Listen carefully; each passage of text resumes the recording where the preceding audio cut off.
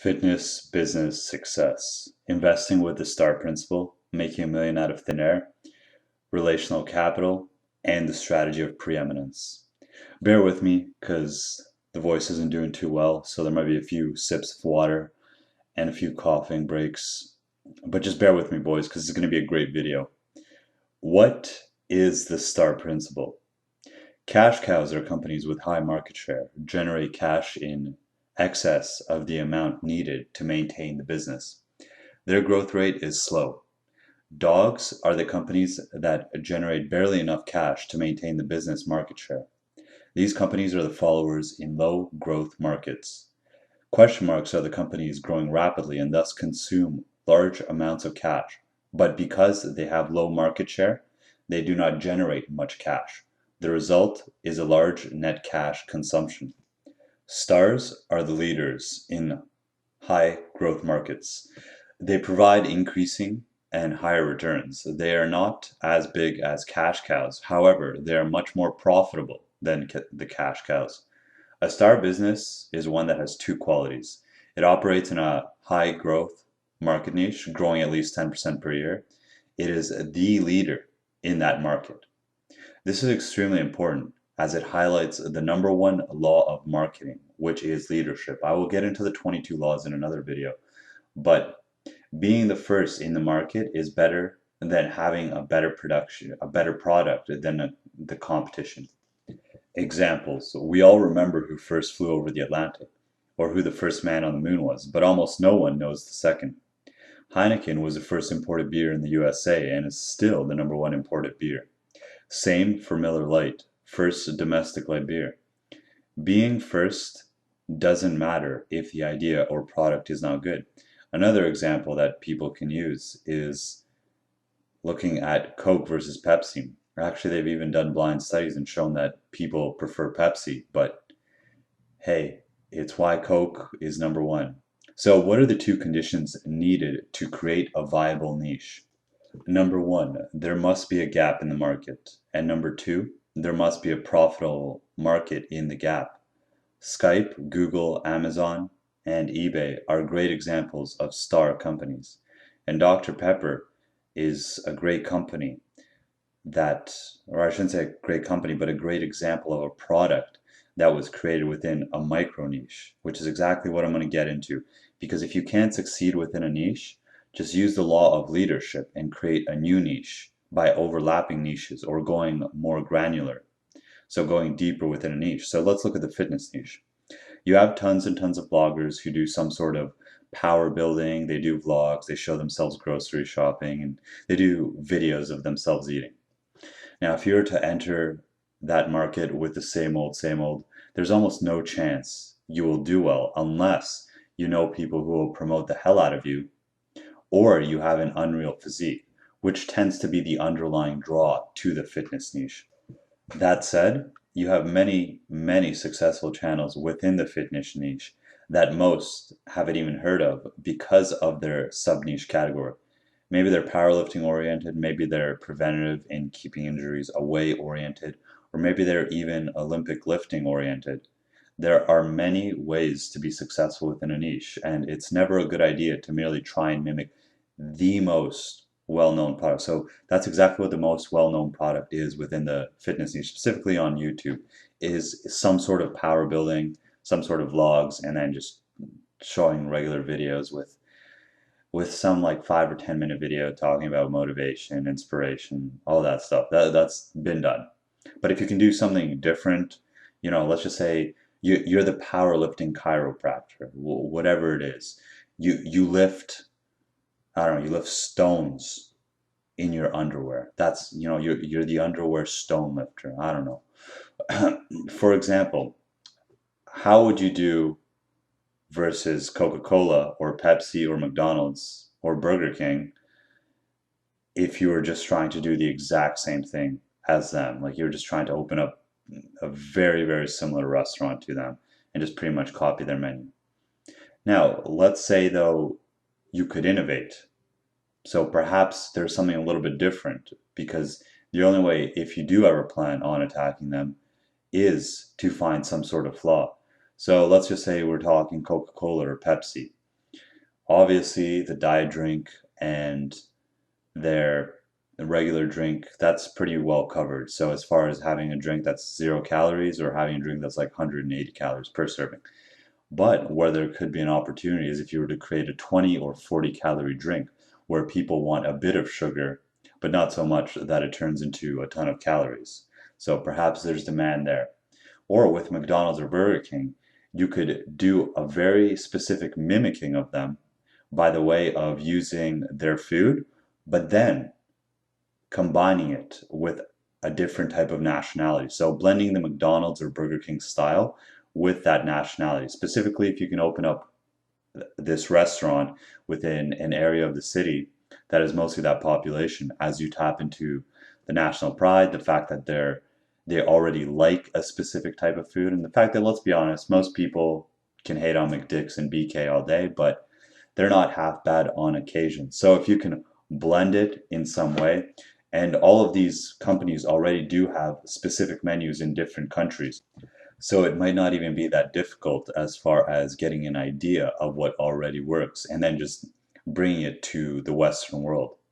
So to sum this up, number one, either get more granular within the niche. So for example, powerlifting, preventative type stuff, Olympic lifting within the fitness niche. And this can be done into infinity. Think of vegan gains, low carb Corey, etc., etc., etc. Or if you have a very strong, unique selling point within that niche, then you can almost always enter that niche. So Bradley Martin is a relative newcomer to the fitness industry and YouTube space. Yet he is massive, both physically and as far as the following goes, because of the fact that he has an unreal physique and he's got unreal strength. And the fact that he knows people who can 10x him as far as shout outs and driving traffic his way. But here's the thing is even with somebody like him, even if he didn't have those people, he would still be massively popular. It would just take him a little bit longer to get discovered by the right sort of people. But that is because he has a strong, unique selling point within that niche. So you can always enter, you can go after Coca-Cola. Just you have to be sure that you have something that's very strong to compete against them. Or finally, number three, you can try blending different niches together, which is what all great ideas are. And there's actually nothing new under the sun. There's even an entire video that talks about how every piece, and I'm going to link this video down below, and it shows how everything is essentially borrowed from something else as far as movies, television shows, books, all these things. So what you can try and do is just blend some things together, bring something new to the forefront. And that's exactly what I'm trying to do with this channel. I mean, am I the first fitness channel, business channel, success channel? Hell, even within this exact niche, I could be said to be in many ways just following the trend. And I've seen many channels that are relatively similar in that they talk about the business of running a gym or having a great mindset while being in great shape. But no one is going to be presenting the knowledge that I have or using the outline anything close to the one that I'm using. So in that sense, I'm banking on law number one, law of leadership, in a very strong, unique selling point and a massive gap in that nobody's doing anything remotely close to this in the market. However, don't ever get it twisted though. Just entering something without passion, something that you just see a market gap, isn't always the best thing. If you're not passionate about it, it's going to be easily conveyed. And you should be willing to stand behind your product, brand, or idea. And if you're just entering things, that's just not going to be the best use of your mental resources. So you might even want to find somebody who is in that field, who is very passionate about it, and maybe even become their partner. To quote Charlie Munger, who is Warren Buffett's partner, we have 3 boxes: in, out, and too hard. You don't have to do everything well at the Olympics. If you run 100 meters well, you don't have to do shot put. Do the research, commit, and go all out. And this ties perfectly into the next point of how to make $1 million out of nothing. Making $1 million out of nothing can be done, but this isn't the I know nothing and have been watching television for the last 5 years while destroying my body, quote, nothing. It's the I'm unsure of how to apply the skills that I have and what sort of outline I need to use to create meaningful wealth. But I have been on my grind improving myself physically and mentally to at least some capacity relative to the general population. Type, quote, nothing. So let's get into it. The examples J. Abraham gives, and the whole inspiration of this is the video that he made, which is a simple 4-minute video. And it's really insane the concept he talks about as far as how relatively easy it is. Obviously, it's not that easy, but as far as the idea, it's just the execution is difficult. But they highlight two major points of wealth creation. Number one, either have social proof and a list of people that you can market a product to, or number two, have a product. So, with that being said, there's a lot of people that tend to get confused and think that you need to have both yourself. You don't actually need to have both. For example, let's say somebody were to spend 3 to 6 months of really focused, smart studying something, and they learned a lot. What they could find after this point, if it's a really smart study, is that if they find somebody within their field who has social proof, their product will most likely be in the upper elite, and these people will most likely be very happy to actually market that product. Because if somebody comes to you, let's put it this way, let's make this very personal. If you had a large social following and somebody came to you with a product and they're like, hey, I have product XYZ, why don't we go 50-50? You look over the product, you see it's not only solid, it's actually very good quality. And the other person seems like a very good person as well. They're like, I'm very open to change, let me know. So they're willing to work with you. Would you not take this person on if you didn't have a product? So this is something that can be leveraged in a variety of ways. But as J. Abraham suggests, he just says, be the matchmaker, be the connector, and orchestrate the entire thing. So even if you are in a situation where you don't have either, so you don't have a product and you don't have social proof, go find somebody with the product. So what you can do is you can merely go to Amazon, find somebody with a low selling book, or try to find somebody with a low selling book that's actually high quality. Now, it's obviously you're gonna have to search through a lot of stuff to find it, but if you don't have both products, then if you don't have either of those, then it might be easier for you to do that than to create the list or to create the product. So you find that, then you find this other person with a list, and you pretty much be the matchmaker for them. So you can either be the matchmaker in two senses. You can either bring these two people together, so the one with the social proof and the one with the product, and then take a cut of that, take 5 or 10% of what they do end up working on. Or you can create a platform for people with both of those. Now you can look within the fitness niche of a fantastic example of this. So for those of you that are unaware, Tony Foley, or Foley, however you pronounce it, who is the owner, founder, and CEO of Simply Shredded, at least the founder part, I know things may have changed for him in regards to the two other positions, he did exactly this. Now, did Tony himself have the best physique of all time? No. And this isn't meant to be disrespectful to Tony in any way. He does have a fantastic physique. It's just as far as relative to the people that are on his website, the fantastic physique that he has is relative to the general population, whereas those on his website are obviously the elite of the elite. Now, did Tony himself have some sort of really amazing knowledge? No. Again, in the same way that not in the same way that the people that he interviews on his website do. So some of them obviously a little bit more than others, let's put it that way. Did Tony himself have the best social media following, or was he possessing some rare interpersonal trait and a massive list of people that he can use that to? Not at all. But what he did do, whether consciously or unconsciously, is exactly as J. Abraham suggests. He was a matchmaker. He was somebody who was an amazing talent scout in either people who have an unreal physique, unreal mentality, unreal knowledge as far as human physiology, nutrition, or other fitness related aspects go. And he brought that talent to a new platform, a platform that wasn't around or wasn't pushed in the way that he did with his website.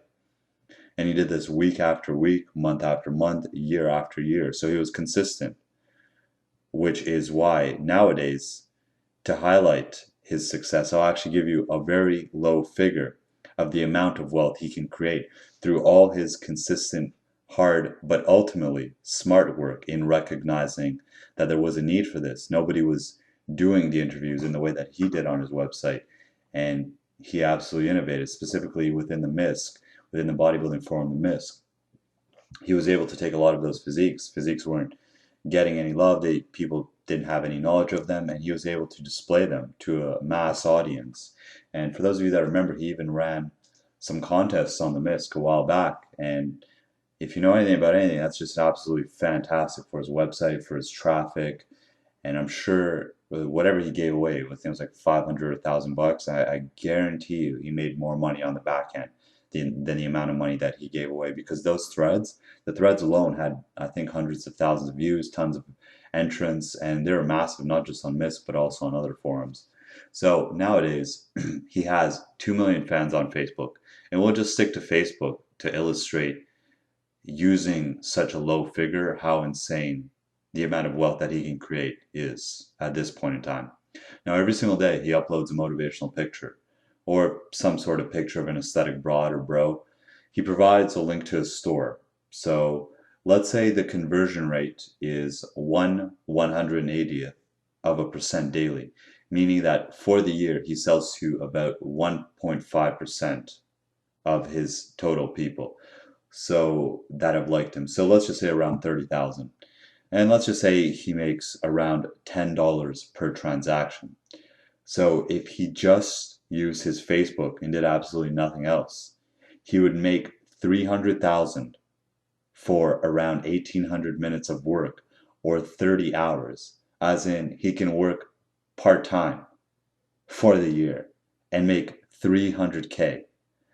Fuck a 4-hour work week. He's on that 40-minute work week, making 300K. And this is with a very, very, very poverty estimate, just using Facebook, using nothing else, Instagram, his YouTube, or a variety of other things that can be leveraged as far as anything that he can do on there. And Tony, if you're listening to this, here's a few ideas. You should have a Simply Shredded podcast with somebody running it and interview a lot of these top athletes. Doing a half an hour interview for most of them would not be much of anything. And as far as even the questions go, hell, you could do it yourself. You could just go on your forum and say, what would you guys like to know? Or go on the MISC and say, what would you guys like to know? And just ask those questions and find the most popular ones and then just replicate that over and over again. Or here's another one, just a free one for you, Tony, because I want to make you more money. What you could have is a members only section where you partner up with a lot of the bigger names and you could just get them to give a lecture on a subject. So, and people can have individual tickets for lecture XYZ from person XYZ, or they can buy monthly, yearly passes, however you want to leverage it. And these people that are giving the lectures, if some of them don't even want to do the lectures themselves, well, tell them to contact a company, and relative to what they get paid for the lectures, it may be worth it to have somebody else entirely design it as far as the concept, how it's presented, what they use to get it across.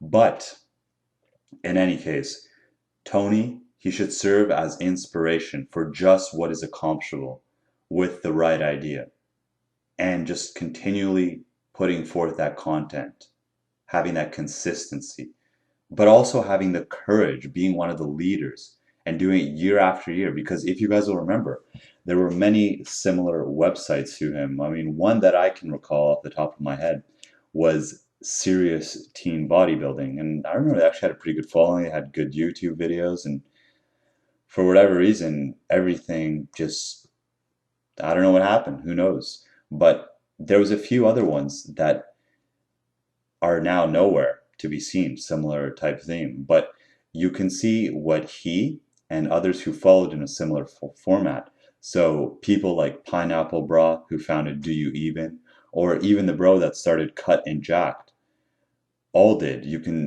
They saw the opportunity, and they just, now Pineapple Bra and the guy who founded Cut and Jacked, they seen the same thing that Tony saw, and they just took action upon that. As far as, I think they were a little bit more meme centered, more humor centered, but Cut and Jacked was very similar to Simply Shredded, even within the name. So oftentimes you don't even necessarily need to be the first, because you can see that despite not being the leaders, well, they respectively have 670,000 fans on Facebook, that's Do You Even, and 260,000 on Cut and Jack. So do the math as far as using the bare minimum formula, as far as how much they can make from an extremely paltry estimate and only 30 hours of work for the year or 40 minutes for the week. All these things from nothing, just with an idea. And again, did these people have the product? Did they have the social proof? Did they have the fantastic physique? Did they have the amazing knowledge? Did they have the best social media following? Or did they just create a platform for others who had those things? Or did they just link people who had those things? These are men who dare to dream, and these are men that put themselves out there in spite of the hate, criticism, and negative feedback that I know for a fact. I mean, I've seen some of it, and people just, that is what it is. It's crabs in a bucket mentality, and it's always going to be like that. Whenever you're trying to stand out in anything, you're always going to get flack. You're always going to get people that don't like what you do. But hey, at the end of the day, they're CEOing, they're doing what they love. And I guarantee you, if you look at their days as far as how dynamic they are, how free they are, who they know, what they can do. It's a lot better than most people's. And the sort of hate that people even receive from their family and their friends at some point, it's just so ridiculous and it can hold so many people back. But you can never let that come between you and your goals, whatever they may be. Because if you can apply this concept, there is no reason why you can't be in their shoes. So, to these men, I salute you. I salute you, gentlemen. But here's an idea using the matchmaker format that I don't see currently being done. So I'm just going to throw it out there. See if maybe somebody will take action on it. And hey, if this blows up, you can always give me 10% if it really goes well for you. One thing that somebody can do is, I was actually looking this up, is create some sort of Simply Shredded for EDM production, not just interviews, because obviously the entire scene is, I'd imagine, I don't really follow it, but I'd imagine there's plenty of websites that interview the top names. So what somebody could do though is have these top names, contact them and have them make lectures as far as making the music. And I know Coursera has a course like this, but I think people would pay a lot as far as a lot of the bigger names, and it would just allow them to have another stream of income that would be entirely passive, obviously after the actual lectures are designed, filmed, and everything is said and done. And they're just creating for themselves sustainable long-term income, because then they can even leverage that as far as becoming teachers, showing other people, and even trading their time for money as far as doing one-on-one lessons with really keen students. So that's something that can be done. And if that is even out there, then you just go more granular with it, because you don't necessarily need 1 trillion people to follow you to be successful. As a concept that I'll talk about later on, is all you need is 1,000 true fans. You might be like, what do you mean? 1,000 fans that'll buy anything? Do the math as far as if you put out a product that's, let's just say it's even $50, and you just put out this one product and just your 1,000 fans buy it for the entire year. And that's just it. That's the only thing you put out. 50K for doing something you love, not that bad. Actually, that's I think what Forbes listed as all you need to be happy. I'll link that article down below. So even within that niche, if that is being done, what you could do is you could even go more granular. So let's just say it's being done. You find some website that does it very well. What you could do is say, go to hardstyle, do a hardstyle version of that, or just go into a subgenre of EDM and do that. For example, Metallica, they got very pissed off when people were downloading their MP3s online. They had that whole thing, and to me, it was just like, why the fuck are you wasting your time with this peasant shit? At the end of the day, the internet provides you a great resource that can be leveraged in so many ways. And just doing lectures, doing one-on-one teaching, they have these super fans who will no doubt spend so much money to have them do something one-on-one, or to have some sort of semi-private thing, even on their website, that could be used to make way more money than their CDs ever would. And if anything, they shouldn't have been getting mad, because it's not them who's going to be getting screwed over. It's all the new artists. But I digress. So this brings me to the final part of this video, or why the people that I mentioned, so the people that Tony, Pineapple Bra, and the guy who started Cut and Jacked, why they'd never be in a horrible situation unless they just wasted their money and were complete dickheads to absolutely everybody they knew. But it is the concept of relational capital. And in the day and age of the internet, you can build this in a bigger, stronger, faster, 10x manner, unlike ever before, and maintain it so easy as long as you are a value giver. Because let's just say anybody that browses the internet has links saved, anybody that posts on a forum knows what other people are like. So you already have that built-in little bit of trust. And this allows you to scale up that trust in a way that like never before, because you can provide this other person with music, with interesting links, with interesting books, and you can really see that the wavelength is very similar, specifically if you are on a forum where you already have that combined interest. So whereas before you didn't know this person's history, here through forums, through social media, through YouTube, you can build that relational capital unlike ever before. And if you are that value giver, or to quote Jay Abraham, I have a very simple philosophy on life. You shouldn't steal from yourself. If you're going to commit your life to an enterprise, wealth creation, the security, and the financial well-being of your family or other people, your staff, your team, your employees, your vendors, you are going to commit. They're going to commit their lives to you. You owe it to yourself and to everyone else to get the highest and best results. You should never accept a fraction of the yield when with the same effort or less, the same people or fewer, the same time or less, the same capital or less, the same opportunity cost or less, you can deliver so much more, and they can deliver so much more to you currently and perpetually. The strategy of preeminence requires you to think of people as clients because of two reasons. Number one, as a fiduciary, that's what they are. Number two, look up in Webster's dictionary two words, customer and client. I'll save you the trouble. A customer, according to Webster's dictionary, is someone who purchases a commodity or a service. By referring to the people you sell to as a customer, verbally or even in your mind, you're waving the white flag. You're saying, hey, I'm nothing more than a commodity. You can buy me, you can buy him, you can buy anything else. Now look up client. Webster's dictionary defined client as someone who is under the care, the protection, the betterment, and the well-being of another. Which one makes a better sense to you? Most people fall in love with their product or their company instead of falling in love with their client. If you have a higher cause or purpose, it has nothing to do with getting rich.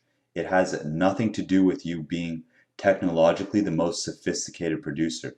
It has everything to do with your bringing an enhanced advantage, protection, benefit, richness of life or business to a client. If you can't, honest to God, fall in love with your client, you're in the wrong business, or you don't appreciate your business, or you don't appreciate your worth. If you appreciate it, but your team doesn't, you've got to fall in love with it.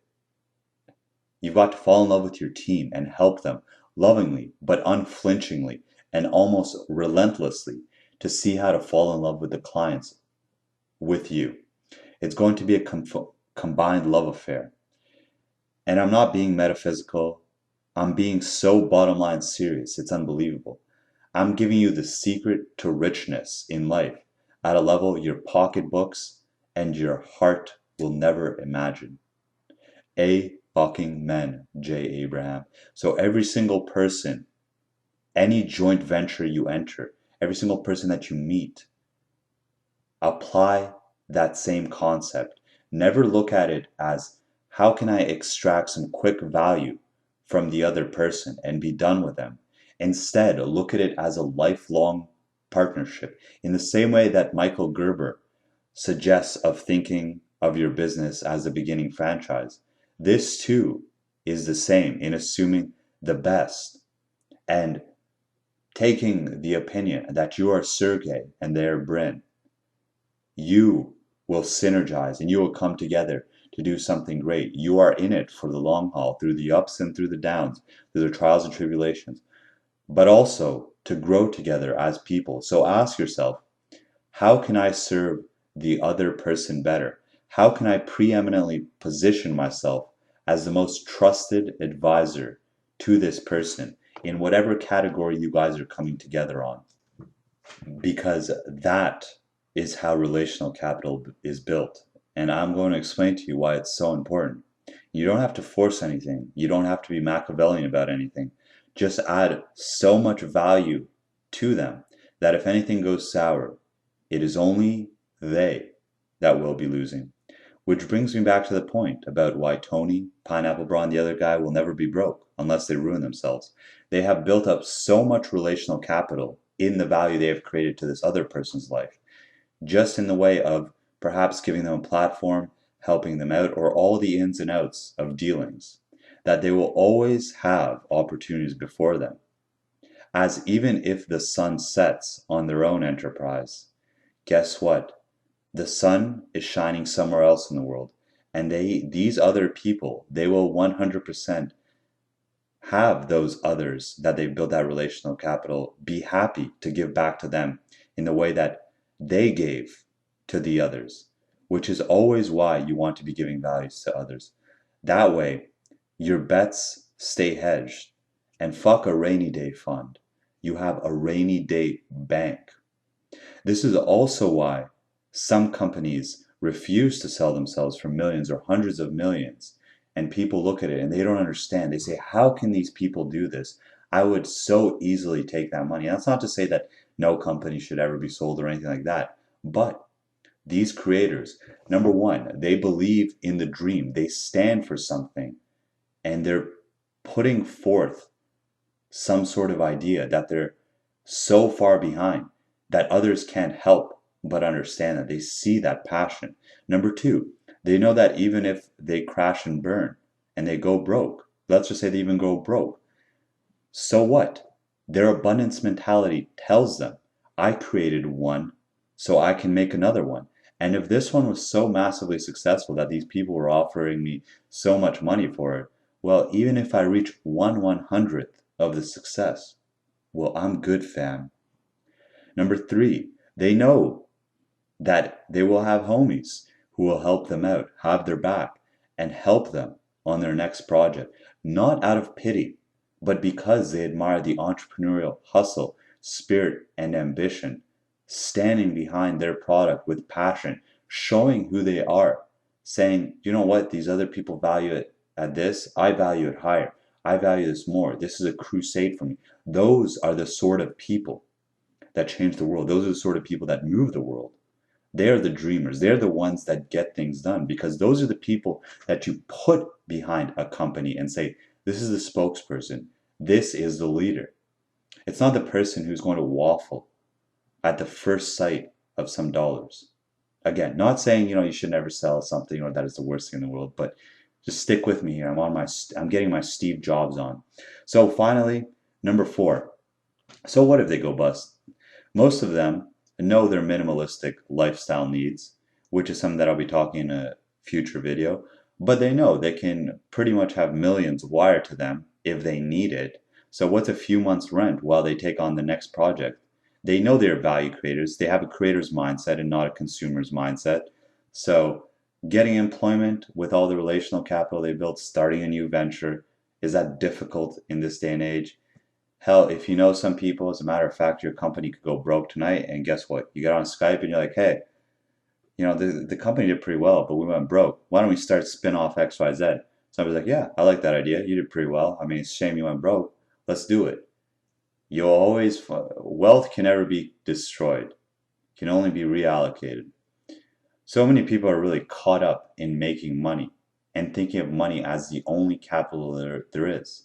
They don't realize that value creation is the preface.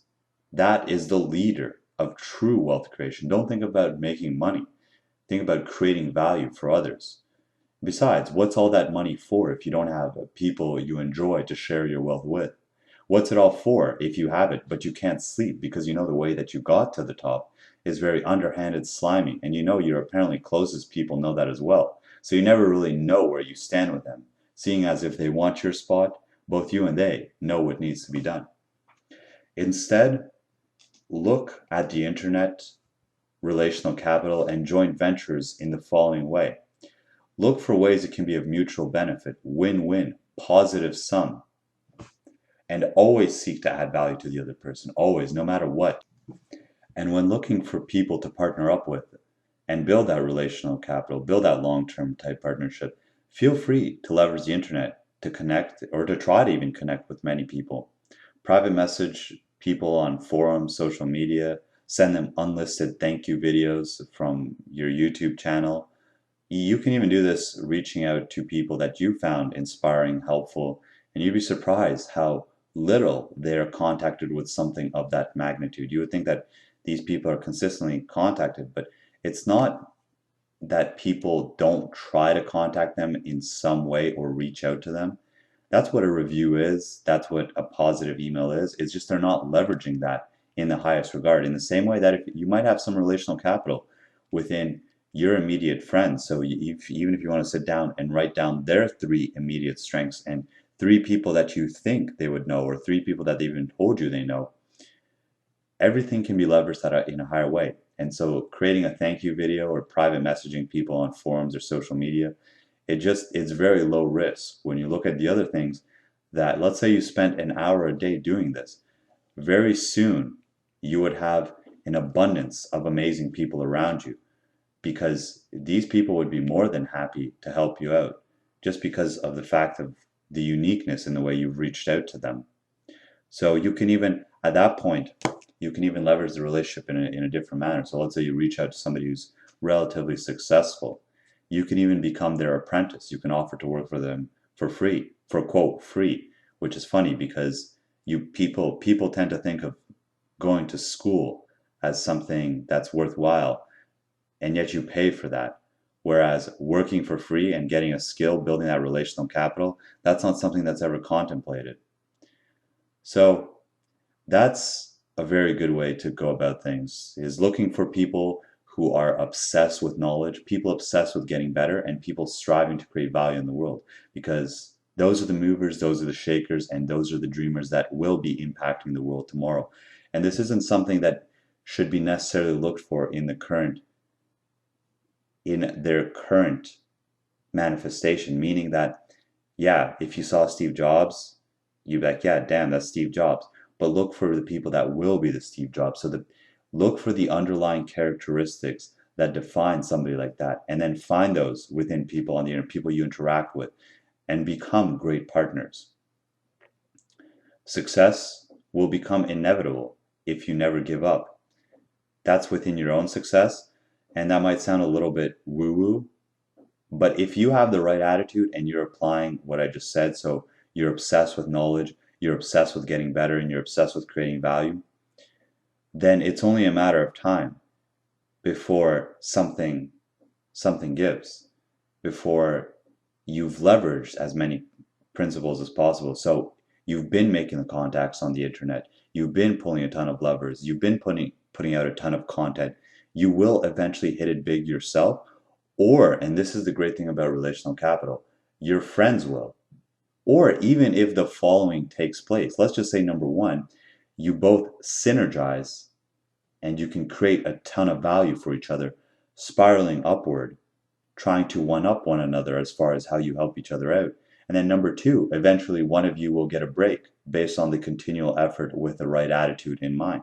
And then, due to the fact that everyone is still trying to create a ton of value for the other person, you'll have the person achieving success, bringing his boy up, and you'll have his boy continually striving to create more value for the other person so they can achieve more success, which leads to number three, the massive breakthrough, which is where that relational capital can really be leveraged. So for a lot of people, that they just do the 9 to 5 drone thing. So let's just say they just go to work, they party with their friends, they don't really have people that are trying to really get ahead. They're not only building capital as far as money goes in a very slow lane type way, they generally tend to blow it on bullshit. They have the consumer's mindset, but they're also not building relational capital. How can they possibly get ahead if their friends aren't getting ahead? Who's going to pull them up? They're not even pulling themselves up. So let me quote Ayn Rand in Francisco d'Anconia's Money speech, which I'll link down below, which may seem a little bit out of place, but I'll explain it afterwards. But money is only a tool. It will take you wherever you wish, but it will not replace you as the driver. It will give you the means for the satisfaction of your desires, but it will not provide you with desires. Money is the scourge of men who attempt to reverse the law of causality, the men who seek to replace the mind by seizing the products of the mind. Money will not purchase happiness for the man who has no concept of what he wants. Money will not give him a code of values if he's evaded the knowledge of what to value, and it will not provide him with a purpose if he's evaded the choice of what to seek. Money will not buy intelligence for the fool, or admiration for the coward, or respect for the incompetent. The man who attempts to purchase the brains of his superiors to serve him, with his money replacing his judgment, ends up by becoming the victim of his inferiors.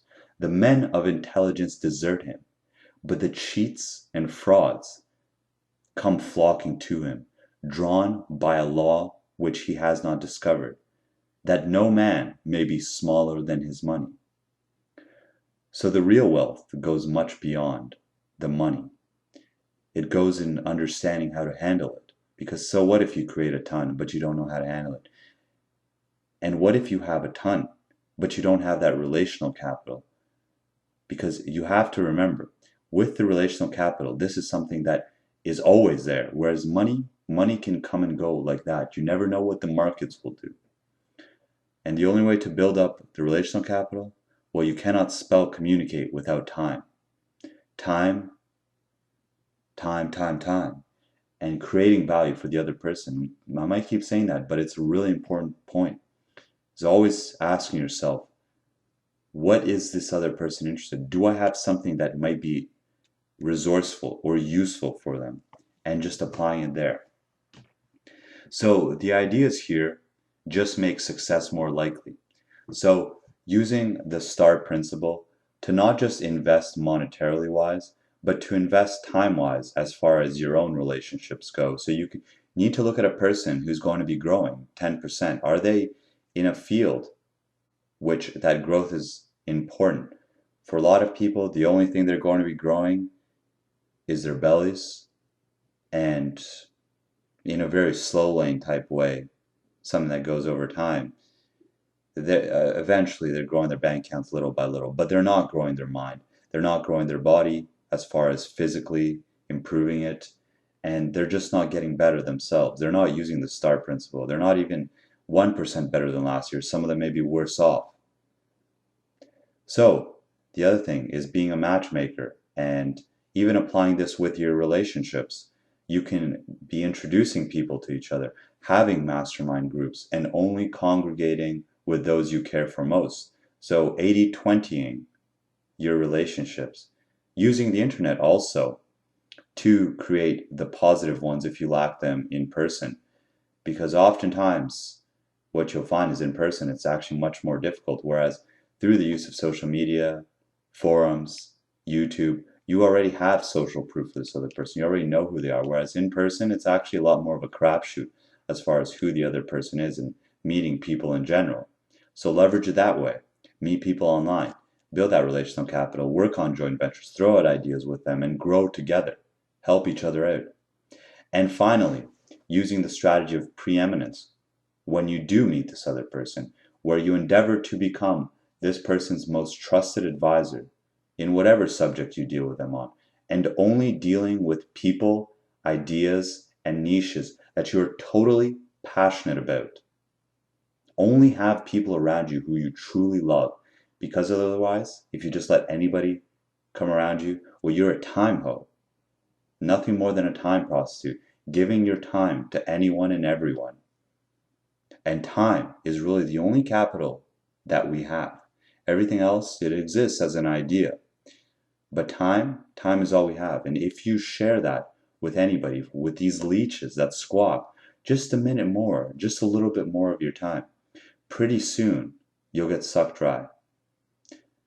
So invest your time, energy, effort, and money very wisely.